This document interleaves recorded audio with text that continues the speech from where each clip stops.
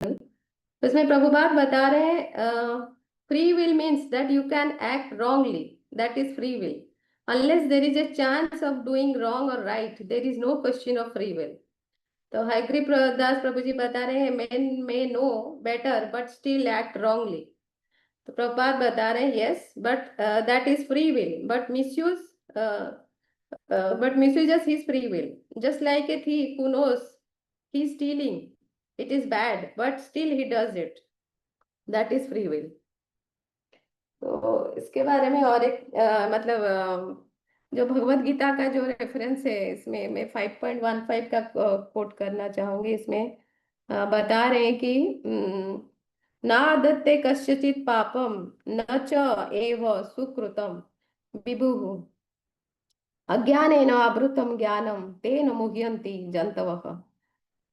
इसका जो भावार्थ है उसमें परमेश्वर न तो किसी के पापों को ग्रहण करते हैं न पुण्यों को, किंतु सारे देहधारी जीव उस अज्ञान के कारण मोहग्रस्त रहते हैं जो उनके वास्तविक ज्ञान को आच्छादित किए रहता है। उसके तात्पर्य में प्रभुपाद जी बता रहे हैं कि विभु का अर्थ है परमेश्वर जो असीम ज्ञान धन बल यह सौंदर्य या त्याग से युक्त है। वह सदैव आत्मतृप्त और पाप पुण्य से अविचलित रहता है। वह किसी भी जीव के लिए विशिष्ट परिस्थिति नहीं उत्पन्न करता, अपितु जीव अज्ञान से मोहित होकर जीवन के लिए विशिष्ट परिस्थिति की कामना करता है, जिसके कारण कर्म तथा फल की श्रृंखला आरंभ होती है। जीव परा प्रकृति के कारण ज्ञान से पूर्ण है तो भी वह अपनी सीमित शक्ति के कारण अज्ञान के वशीभूत हो जाता है। भगवान सर्वशक्तिमान है किंतु जीव नहीं है।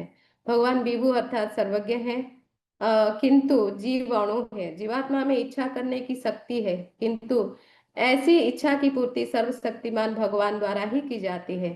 अतः जीव अपनी इच्छाओं से मोहग्रस्त हो जाता है तो भगवान उसे अपनी इच्छा पूर्ति करने देते हैं, किंतु किसी परिस्थिति विशेष में इच्छित कर्मों तथा फलों के लिए उत्तरदायी नहीं होते हैं।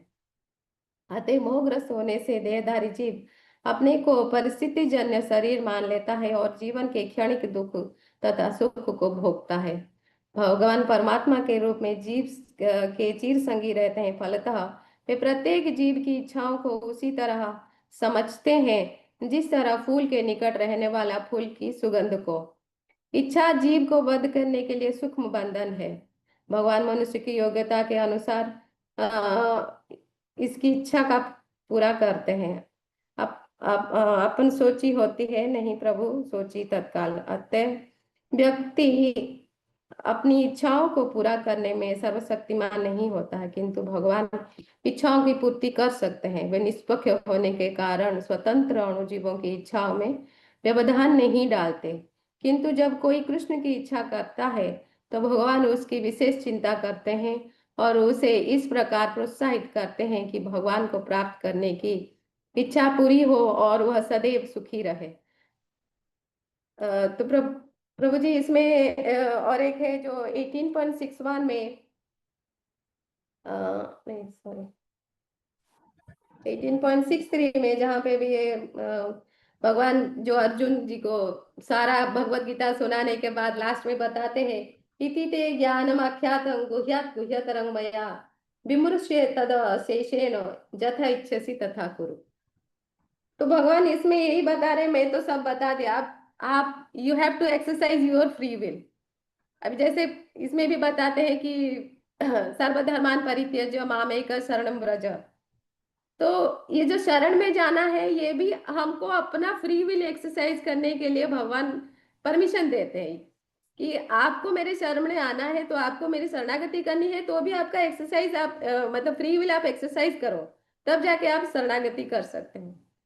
तो इसमें जो प्रभुपाद जी ने जो कोट बोला है इसमें कि हम अगर हमको भगवान ने एक अपॉर्चुनिटी दिया है, अपॉर्चुनिटी देने के बाद भी हम अगर उसको एक्सेप्ट नहीं करते हैं और अपनी फ्री विल की एक्सरसाइज करते हुए हम शरणागति नहीं करते हैं तो हम ये हमारे लिए ही दुर्भाग्य है।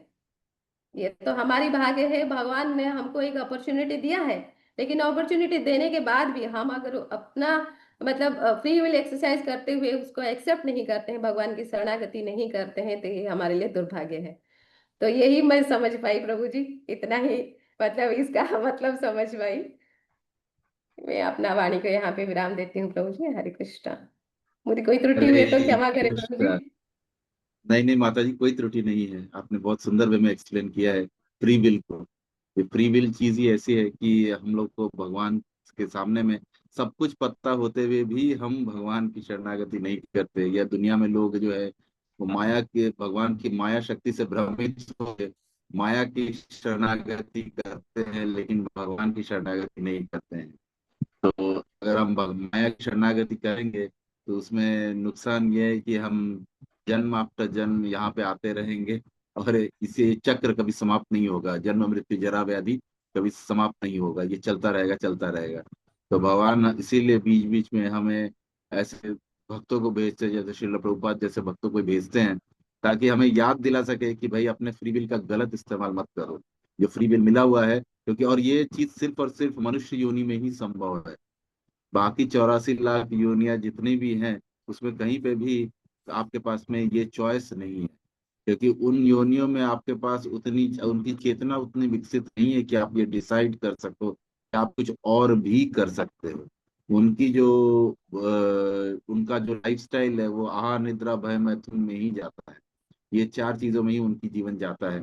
और जैसे कि प्रभु जी अभी हिज ग्रेस प्रशांत कुमार प्रभु जी कुछ दिन पहले ही अपने जो कथा हो रही थी उसमें बता रहे थे कि मनुष्य योनि जो है वो तपस्या के लिए है, वो भोग के लिए नहीं है। क्योंकि भोग तो सभी योनियों में है, बाकी सारी योनियों में है, लेकिन बाकी सारी योनियों में तपस्या नहीं है। तपस्या एकमात्र मनुष्य के पास ही फ्री विल है, या मनुष्य के पास चॉइस है कि वो तपस्या कर सकता है। बाकी किसी योनि में तपस्या नहीं है, सिर्फ और सिर्फ भोग ही है।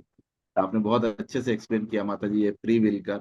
साथ ही मुझे याद आ रहा है कि 16 चैप्टर 32 में भी शायद ऐसा भगवान बोलते हैं कि यह शास्त्र विधि उत्सृज्य वर्तते कामकारात् न साम सिद्धिं अवाप्नोति न सुखम न पराम गतिम।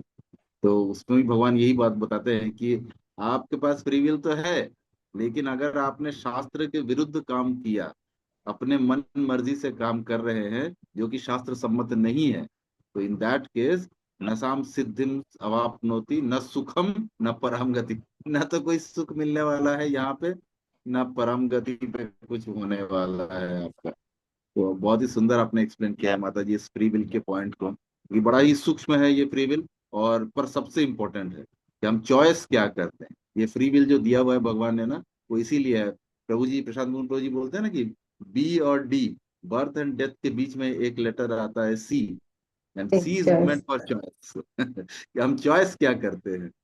तो थैंक यू सो मच माता जी, आपने बहुत अच्छे से एक्सप्लेन किया। हरे कृष्णा। हरे कृष्णा। हरे कृष्णा।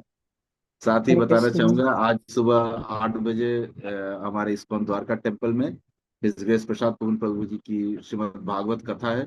तो आप में से जो भी भक्त यहाँ उपस्थित है वो वहाँ पे फिजिकली पहुंच के इस कथा का आनंद ले सकते हैं, और जो दूर में है वो ऑनलाइन इसको सुन सकते हैं। ये ऑनलाइन लाइव आता है इस्कॉन द्वारका के चैनल पे, तो आप लोग वहां से भी इसको सुन सकते हैं।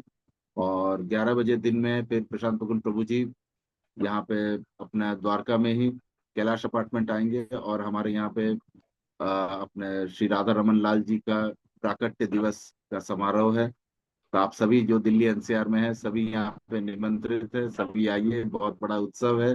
क्योंकि इसमें राधा रमन लाल जी का अभिषेक होगा, फिर प्रभु जी की कथा होगी, कीर्तन होगा और प्रसादम होगा। तो आप सभी लोग आमंत्रित हैं इसमें, तो कृपया करके सभी जो भी दिल्ली एनसीआर के आसपास में है वो यहाँ पे आ सकते हैं। हरे कृष्णा।